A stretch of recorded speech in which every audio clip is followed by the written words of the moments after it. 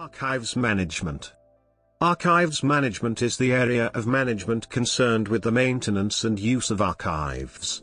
It is concerned with acquisition, care, arrangement, description and retrieval of records once they have been transferred from an organization to the archival repository.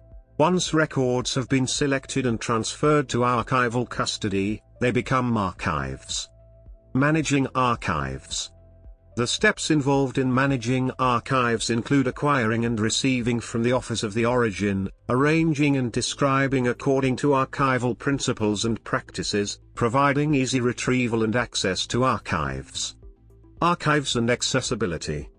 An increasingly relevant aspect of archives management is ensuring the accessibility of archives and archive materials to all users regardless of physical ability. Most archivist and library associations now include resources on educating archivists on how to manage their archives to be more accessible.